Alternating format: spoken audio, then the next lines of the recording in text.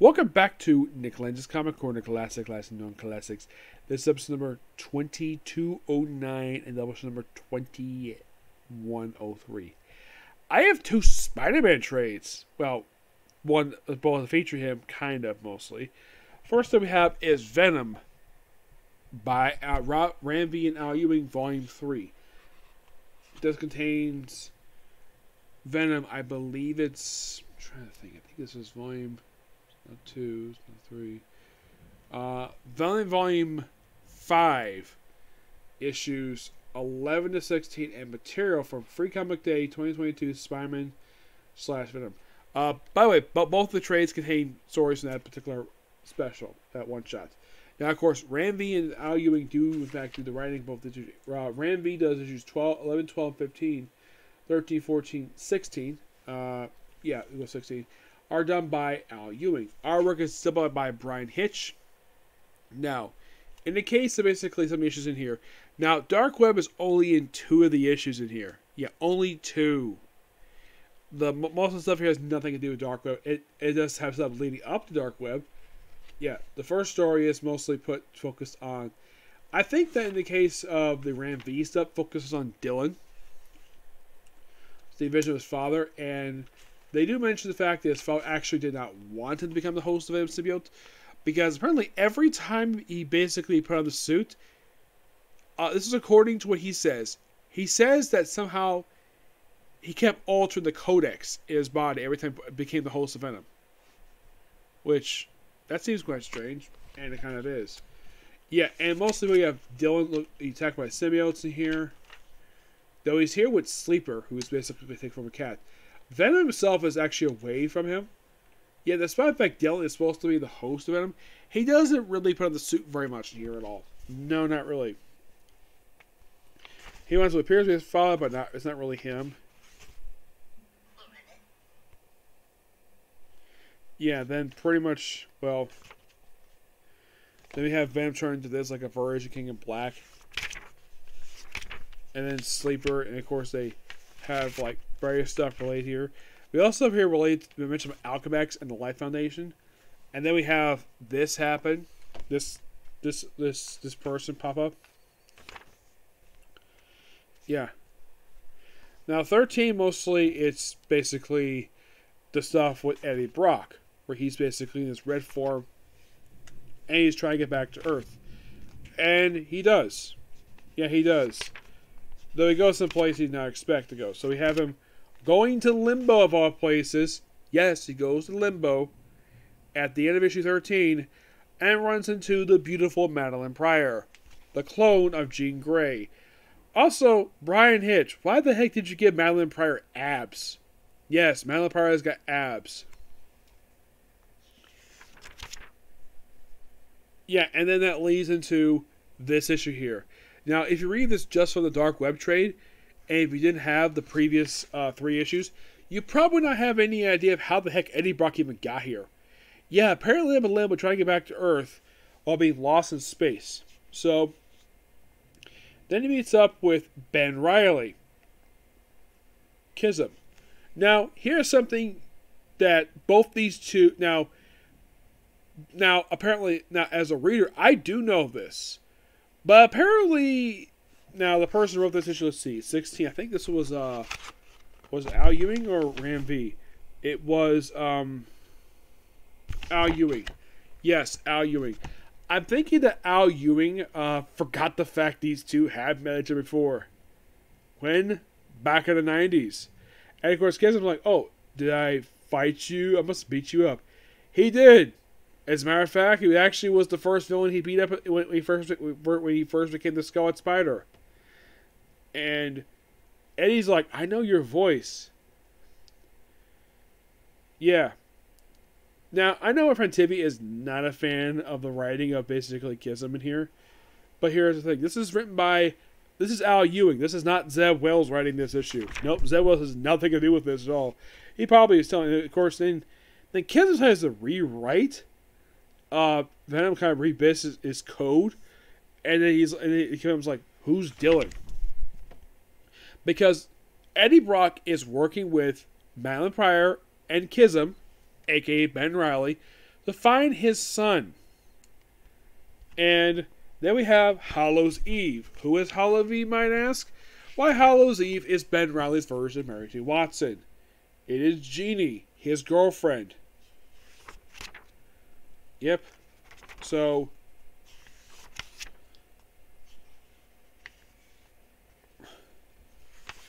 like, you little Spider-Man, and of course he takes on this guy here. Yeah, it's almost like the Dark Web. Just, yeah, Venom take on this weird thing. And then you have Eddie Brock, who's the King in Black, becomes this red creature from the start of this run. Yeah, for some reason he did become this for some reason. I do not know why, but he did.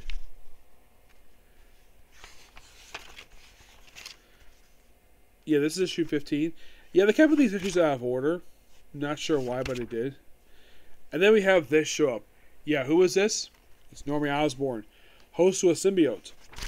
Now, the thing is, they do set this up in a flashback of how this happened, where Dylan meet up with Normie. Now, Dylan, of course, son of Eddie Brock, and he also knows in here he's also a child of Venom. For reasons. Not sure why they threw that in there for, but they did. Despite the fact his mom is Annie Walding, Eddie Brock's ex-wife. Yes, that is who his mom is. And he did at one point meet an alternate version of his mom in the previous series. So they have him basically becoming this new symbiote. Don't know the name of it. I guess you have Venom and this unknown symbiote. Where they take on and look like a version of King in Black. And then for some reason, Miss Marvel's here. Yes, Miss Marvel is here. Yep.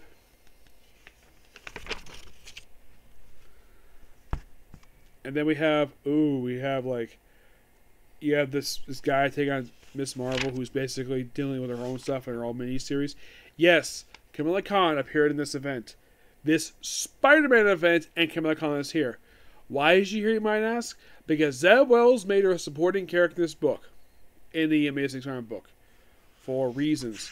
Yeah, she works Norman Osborn now, for some unknown reason. Then we have this Eddie basically using a frickin' chainsaw on Venom and Normie symbiote, which is interesting. Yep. And then, of course, Madeline Pryor shows up.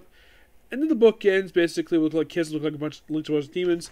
But that's not what this book ends. The trade also has, basically, this is probably from the Free Comic Day issue, where they tease stuff, basically, that's going to happen during the year 2022. During the events of this run. Here's kind of the thing. This actually is pretty good, in my opinion. The Venom issues, even for the Dark Web, is actually pretty fun. I enjoy this, though I'm not really a fan of the retcons they do in here, where Dylan's a child of Venom, which makes no sense. I mean, he has the Codex name, but doesn't that mean he's a child of Venom? It makes no freaking sense at all. Unless, of course, Eddie Brock basically conceived him with his ex-wife when he was the host of Venom Symbiote. Yeah, it's not really fully explained here. I'm giving this book roughly a 9 out of 10. I do enjoy the artwork, though. I know Timmy is not a fan of Dark Web, but I'll talk about Dark Web in another video. Next up we have is All Out Avengers. And you can tell by the artwork, yeah, it's a Greg Land book. Yes, it's a Greg Land book. And here's a fun thing. Did you know the sequel to this one, Avengers Beyond, is like the only Avengers book published right now?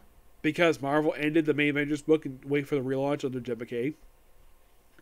Now, of course, Greg Land does the art for this book, and the writing is done by Derek Landry. And this one also contains material from Free Comic Day 2022 Spider-Man/Venom. This is a 5-issue series. I think this is supposed to be ongoing, but Marvel canceled it and relaunched it as Avengers Beyond. I was a bit confused about that. Now, this line mostly takes inspiration from the Jason Aaron run. We have Cap, Iron Man, Thor, Captain Marvel. We also have Black Panther. And also Spider-Woman and Spider-Man, which is strange because in that book they're not on the team. I think Spider-Man's a reservist now. Spider-Man has not been part of the Avengers since not since 2012. So the original villain. This definitely does feel like original. This definitely does feel like an Avengers story. Now here's the thing. does their base appear in this book? There's mention here about the Avengers Mountain does appear in here. So this is basically during the Jason Aaron run, per se. And you could say that, well, Spider-Man and Spider-Man here as basically substitute members, because they have this thing now where when people are not available, they have people fill in for other members who are simply not here. And I believe this came out, Doctor Strange was still dead, and Robert Eggers was off the team. Of course, Blade is here too. Yes, Blade is back on the roster. So you could say this is set before he left the Avengers, possibly, but if you're curious though, this only came out just last year. It's called Unteachable Moments. Yeah, so we have this guy called the Manipulator, the Grand Manipulator, where he has the Avengers fight Doc. It feels like, this book anyways, it feels like a standard Avengers comic that you would see possibly in the 70s, just kind of retooled modern day. That's kind of what this book is. And it is strange, though, that we have Greg Land doing an Avengers book. Now, of course, people are fans of Greg Land, mainly because of the fact he has people smiling a lot, or the fact that he constantly uses the same pose for characters. But if you could think about for this book, who is the best drawn characters under this artwork? Spider-Man, Iron Man, and the Black Panther. Well, Carol is okay, and so is... I would say the one who gets the worst of this is probably Thor. Now, of course, Thor is having the outfit he wears from Donny Cates for Thor. Also, She-Hulk is here too. Yes, She-Hulk, because She-Hulk was on the team at the time. So, free away from this manipulation, Spider-Man creates this device, and the first person he gives to is Captain Marvel. He shoves her mouth, and he webs her mouth shut. To make sure she doesn't spit it out. And there's members. And here's kind of interesting, though. When this whole thing is wrapped up, he does apologize for that. And she's like, just don't talk about this ever again. Yeah. Now, I'm not... And, of course, like, oh, we have Captain Marvel. Okay, you're behind this. The Beyonder! Yes, the Beyonder apparently was behind all this. Setting up the events of Avengers Beyond, which is going to be in the very next book. Yep. What do I think of this book? I do like it. I really do. Now, the thing is, Greg Land is great with the backgrounds. I love his backgrounds in here. The problem with Greg Land, I think a lot of people have a problem with him, is his faces. Like, the fact that he just loves having it where people smile, or people in combat, mostly. Like here, you kind of like you could say that's not exactly a smile. And at one point you have this weird thing of like, oh, we have Captain Marvel being possessed for reasons. It's kind of a weird story per se, but the Avengers seem to be very weird with their stories. Yeah. So, by the way, they also had Doc Doom in the story, who turns out to be a Doombot. Yeah. But that's going to be pretty much the particular view. Next up is going to be Doctor Who. Okay, next video. Bye.